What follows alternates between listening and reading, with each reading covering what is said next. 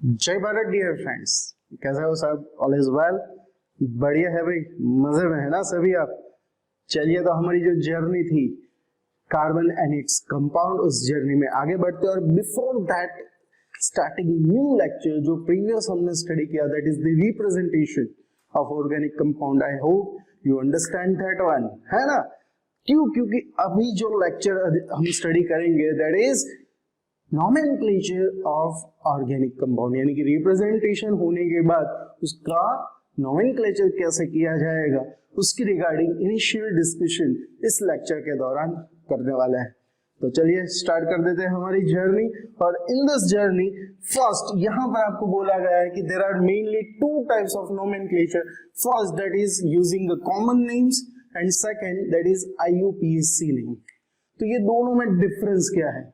तो simple example के तहत मैं ये आपको एक्सप्लेन कर दूंगा कि भाई मेरे फ्रेंड है, जैसे आप लोग बचपन से जो भी फ्रेंड रहते हो, तो उसका मैरिज का इनविटेशन मेरे को मिला और उसमें लिखा था कि भाई मैरिज जो है वो चंपक, और साथ में उसकी जो वाइफ है उसका नाम, उसका मैरिज होने वाला है।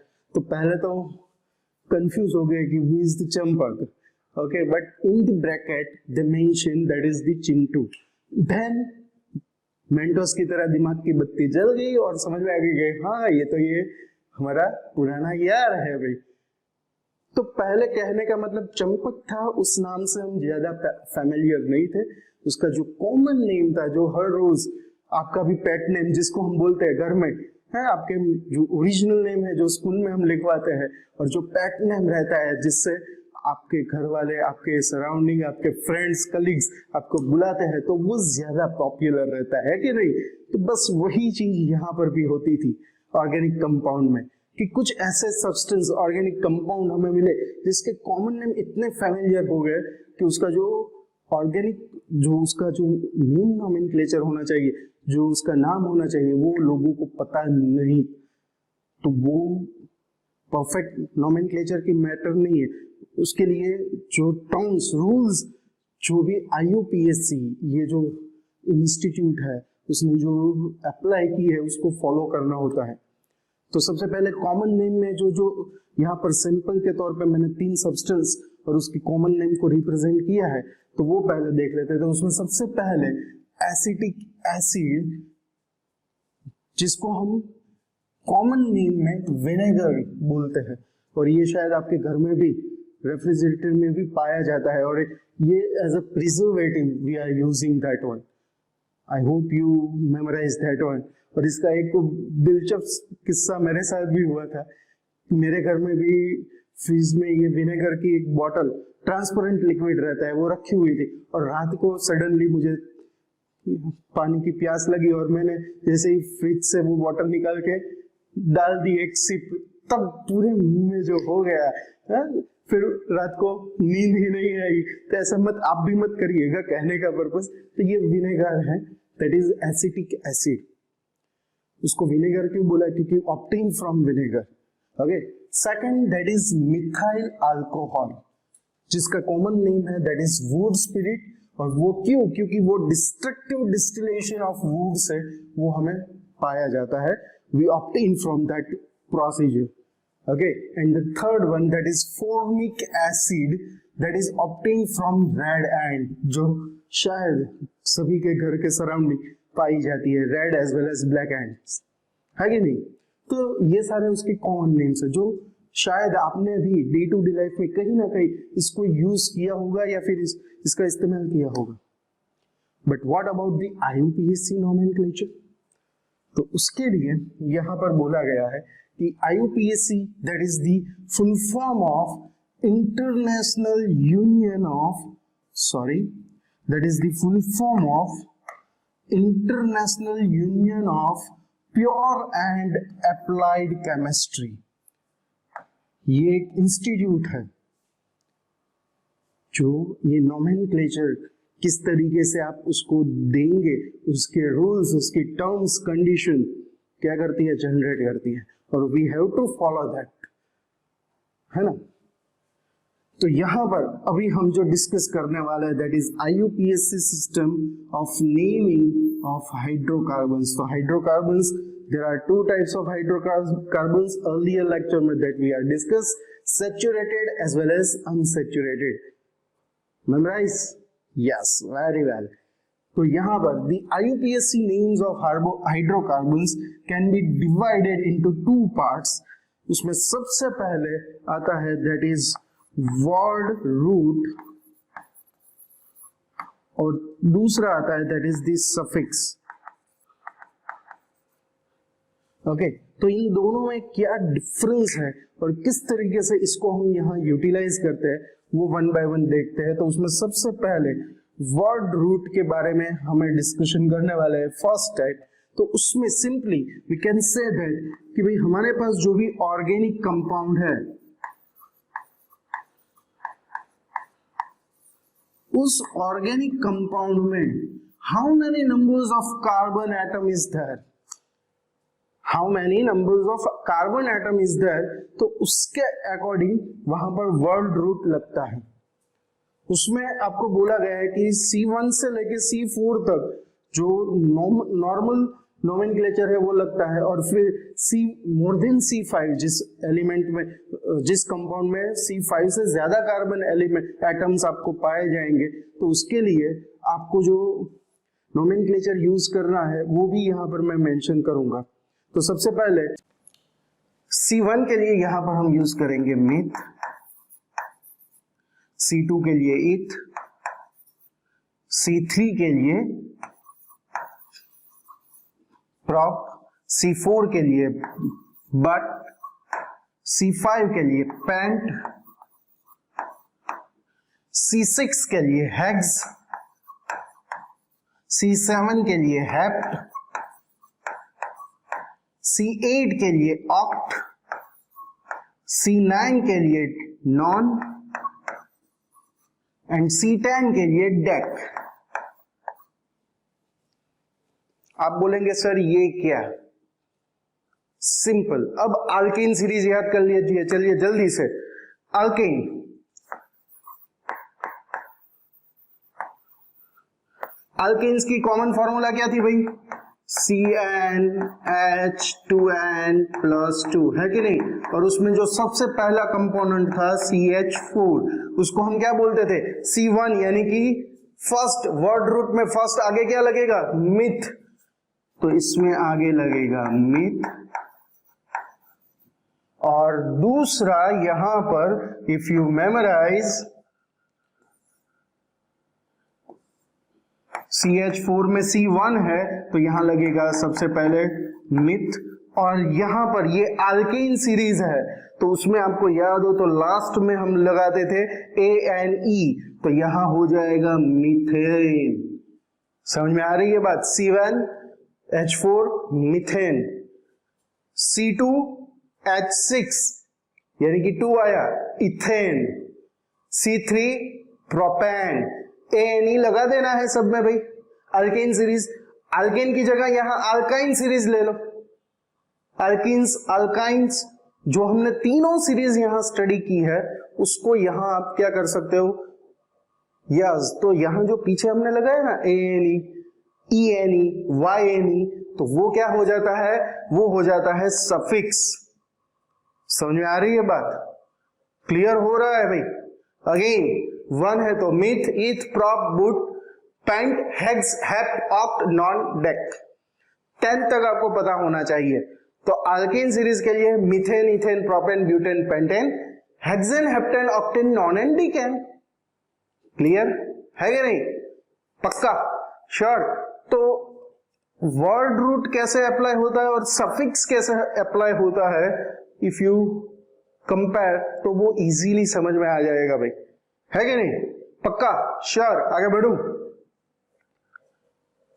यहां पर आपको बोला गया है जो सफिक्स के रिगार्डिंग हमने अर्लियर डिस्कशन किया तो उसको यहां सेपरेटली बोला है। The suffix indicate the nature of linkage in the C atom.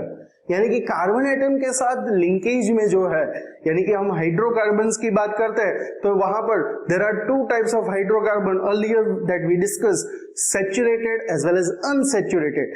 Saturated होता है तो उसमें if you memorise there are single bond between carbon carbon atom, है कि नहीं? तो सिंगल बॉन्ड यानी कि सिंगल कोवैलेंट बॉन्ड, तो कार्बन कार्बन, और उसमें जो सीरीज अप्लाई होती है वो होती है आल्कीन सीरीज, है कि नहीं? Double covalent bond, carbon carbon के बीच डबल कोवैलेंट बॉन्ड है तो उसमें सीरीज लगेगी आल्कीन सीरीज, है कि नहीं? और triple covalent bond, carbon carbon के in between triple covalent bond है तो वहां पर हम सीरीज जो लगती है अल्काइन सीरीज। ओके, तो उसमें सबसे पहले यहां पर पे अटेंशन, सिंगल डबल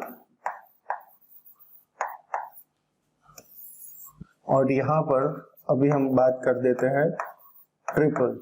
तीनों को वन बाय वन एक साथ यहां पर मैं क्या कर रहा हूं, एक्सप्लेन कर रहा हूं ताकि आपको इजीली समझ में आ जाए, अंडरस्टैंड हो जाए। साइकिल स्टैंड बाद में करेंगे, हाँ, डोंट वरी। तो सबसे पहले यहां पर हम दो कार्बन, इसकी जनरल फॉर्मूला CnH2n+2, GF की बात कर लो, याद कर लो भाई जल्दी से, CnH2n और यहां पर CnH2n-2, है कि नहीं? चलिए, उसमें सबसे पहले यहां पर मैं दो कार्बन, तो मिथ के बाद ईथ, तो C2H कितने हो जाएंगे यहां पर 6, इसमें क्या हो जाएगा C2H4 और यहां पर क्या हो जाएगा C2H2। ओके, तो इसको हम कैसे रिप्रेजेंट करेंगे? दो कार्बन एटम है तो उसमें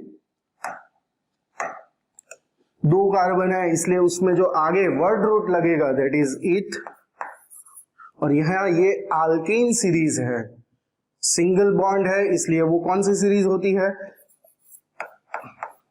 सॉरी यहां पर मेंशन ही है आल्केन सीरीज, तो उसमें लास्ट में जो ANE लगाते हैं वो यहां सफिक्स में लग जाएगा तो ये क्या हो जाएगा इथेन। समझ में आ रही है बात? ओके, यहां पर C2, तो यहां पर भी वर्ड रूट में क्या लगेगा इथ, बट यहां H4 यानी कि ये डबल बॉन्ड है, इसको हम रिप्रेजेंट कैसे कर सकते हैं? ऐसे कर सकते हैं ना, C double bond C, hydrogen hydrogen hydrogen और हाइड्रोजन, ऐसे वो रिप्रेजेंटेशन हो पाएगा। ओके, तो यहां सफिक्स में क्या लगेगा ENE, तो ये क्या हो जाएगा इथीन, इथेन इथीन, और यहां पर YNE लगा दो, सब वर्ड रूट इथ, इथाइन। समझ में आ गई बात? पक्का, श्योर? इसमें किसी को डाउट? श्योरली नहीं होना चाहिए बट ऑब्वियस है भाई, है कि नहीं? तो ये वर्ड रूट और सफिक्स कैसे अल्केन अल्कीन अल्काइन सीरीज में लगते हैं। आई hope you understand that one. Simple है ना भाई, ज्यादा डिफिकल्ट नहीं है। चलिए तो फिर आगे बढ़ते हैं। Now we are discussing about alkali group. alkali group, तो उसमें क्या बताया गया है? सिंपल वन स्टेटमेंट के फॉर्म में alkali group क्या है उसको मान लो मुझे रिप्रेजेंट कर देना है। तो this is the group form by the removal of one hydrogen, group formed by the removal of one hydrogen atom from alkane group, alkane molecules we can say that। तो ये alkane सीरीज में सबसे पहले नाम लिख लेते हैं सबके, CH4 C2H6 C3H8 C4 H10, ये होता है मिथेन, ये होता है इथेन, ये होता है मिथेन इथेन, देन प्रोपेन, और ये होता है ब्यूटेन। ओके, चलिए, तो ये अल्कीन सीरीज का क्या हो गया, नोमेनक्लेचर हो गया। तो अब क्या बोला इसमें कि you have to remove one hydrogen atom from alkene compound या अल्कीन ग्रुप। तो यहाँ CH4 है, उसकी जगह पे मान लीजिए मैं यहाँ CH3 लिख देता हूं, तो अभी एक हाइड्रोजन वहां से क्या हो गया, चला गया, रिमूव हो गया। तो अब इसका जो नाम था मीथेन, उसकी जगह पर कार्बन कितने हैं, 1। तो यहाँ वर्ड रूट जो लगेगा वो मिथ लगेगा। ओके, और सफिक्स में जैसे यहाँ अल्केन सीरीज थी, दैट्स व्हाई वी सफिक्स में एडेड ANE, उसकी जगह पर ये अभी ग्रुप है अल्कली ग्रुप, तो यहां पर लास्ट में ये जो YL है वो इसके साथ जुड़ जाएगा, तो ये हो जाएगा मिथाइल। वर्ड रूट मिथ ही रहेगा, बट सफिक्स में जो ANE था वो किससे रिप्लेस हो जाएगा, YL से, इथाइल, सॉरी मिथाइल। इथेन की बात कर दी जाए तो ये अब क्या हो जाएगा, CH3 CH2, दोनों 6 थे ना, उसकी जगह पर H कितने हो गए, 5, और कार्बन तो 2 ही है, तो अभी ये इथ, और उसका जो लास्ट में सफिक्स ANE था वो वापस जैसे यहाँ मिथाइल, मिथेन में मिथाइल हो गया, वैसे इथेन में इथाइल हो जाएगा। वैसे ही प्रोपेन में प्रोपाइल, ब्यूटेन में ब्यूटाइल, ऐसे आप बढ़ सकते हो आगे। चलिए, तो क्लियर है भाई, पक्का, श्योर, लॉक कर दूं। तो नोमेनक्लेचर में मिथाइल, सॉरी अल्काइल ग्रुप जो है उसका कैसे होगा नोमेनक्लेचर, सफिक्स और वर्ड रूट को कैसे वहां हम क्या करेंगे, रिप्रेजेंट करेंगे। समझ में आ गई बात, पक्का पक्का। चलिए, तो फिर yes, तो in this lecture we are discussing about very interesting thing कि जो nomenclature है उसमें IUPAC nomenclature of hydrocarbon compound, saturated as well as unsaturated hydrocarbon compound, उसका हमने nomenclature कैसे होता है वो देखा। word root and suffix कैसे वहां पर हम रखते हैं उसके रिगार्डिंग डिस्कशन की, and then after we are discuss about alkyl group। तो I hope you enjoy this one। तो फिर मिलेंगे नेक्स्ट लेक्चर में, तब तक के लिए खुश रहिए, मस्त रहिए, स्वस्थ रहिए, हमारे साथ जुड़े रहिए, हमारे YouTube channel as well as play store पर से ऐप डाउनलोड करके। तो चलिए फिर मिलेंगे, good bye, love you all, जय भारत।